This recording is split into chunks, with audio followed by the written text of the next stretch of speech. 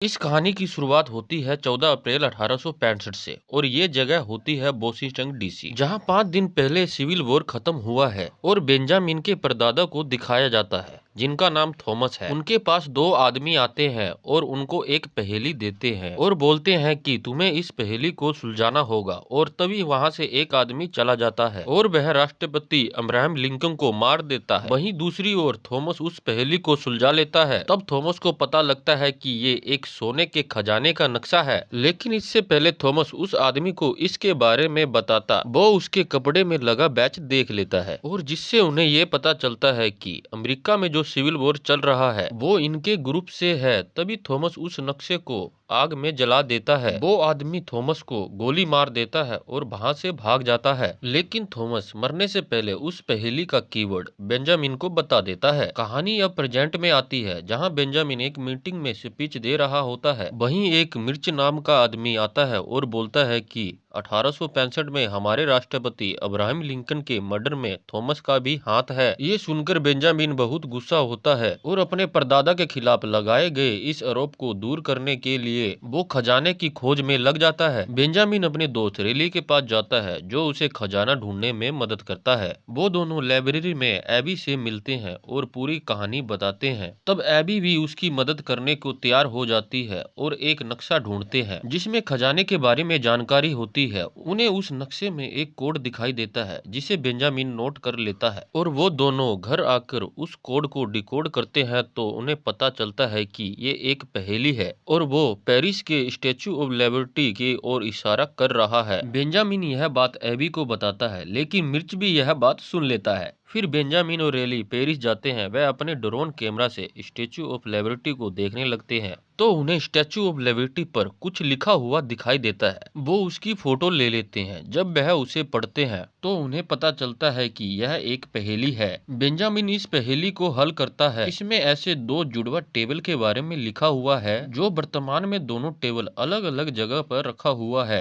एक इंग्लैंड और दूसरा अमेरिका के व्हाइट हाउस में। वो प्लान बनाते हैं और वह इंग्लैंड आते हैं। वह रानी विक्टोरिया के महल में चोरी से घुस जाते हैं। रिली वहां सभी कैमरा को हैक कर लेता है और बेंजामिन जिस रूम में टेबल है उस रूम में पहुंच जाता है और टेबल को चेक करने लगता है तो उन्हें एक लॉक नजर आता है। बेंजामिन उसे खोलने लगता है। वो उसे खोल लेता है। बेंजामिन को उसमें एक लकड़ी का टुकड़ा मिलता है जिस पर प्राचीन भाषा में कुछ लिखा होता है। वो तीनों जैसे ही वहां से निकलते हैं उनके पीछे मिर्च लग जाता है। तब बेंजामिन उस लकड़ी के टुकड़ों का फोटो खींचकर उसे नदी में फेंक देता है और वो तीनों वापस अमेरिका आ जाते हैं। अमेरिका आकर बेंजामिन यह फोटो अपने पिताजी को दिखाता है। उसके पिता बोलते हैं कि उसे यह भाषा समझ नहीं आती है। वो सब उस फोटो को लेके बेंजामिन के माँ के पास आते हैं। वो इस पहेली को समझती है और बोलती है कि इसमें लिखा है हमें पक्षी के दिल को ढूंढना है, लेकिन ये पहेली अधूरी है। इसे पूरा करने के लिए दूसरे टेबल को ढूंढना होगा।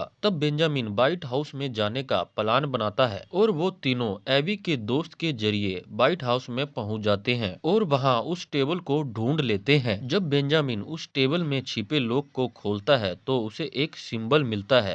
वो उसकी फोटो खींच लेता है। तब बेंजामिन को पता लगता है कि वो सिंबल राष्ट्रपति के सीक्रेट बुक की है, उसी में खजाने की जानकारी लिखी हुई है। तब बेंजामिन राष्ट्रपति को किडनैप करने का प्लान बनाता है और वो एक पार्टी में आते हैं जिसमें राष्ट्रपति भी होते हैं। वो राष्ट्रपति को अपने बातों में उलझाकर एक अलग रूम में ले आता है और खजाने के बारे में बताता है। तब राष्ट्रपति बेंजामिन की हेल्प करने के लिए मान जाता है और वो बोलता है कि वो बुक कांग्रेस लाइब्रेरी में है। वो तीनों वहां से निकलकर कांग्रेस लाइब्रेरी में आ जाते हैं और उस बुक को ढूंढ लेते हैं। उस बुक में उस खजाने के बारे में लिखा होता है। बेंजामिन उसे पढ़कर वो सब एक पहाड़ी पर पहुंच जाते हैं और उस पहाड़ पर पानी फेंकने लगते हैं जिससे उस पहाड़ का रंग बदलने लगता है। तब उन्हें एक पक्षी का चित्र दिखाई देता है। जब बेंजामिन उस पक्षी के दिल में अपना हाथ घुसाता है तब एक दरवाजा खुलता है। तभी मिर्च वहां आ जाता है और बोलता है अगर तुम मुझे अंदर नहीं ले जाते हो तो मैं तुम्हारी माँ को जान से मार दूंगा।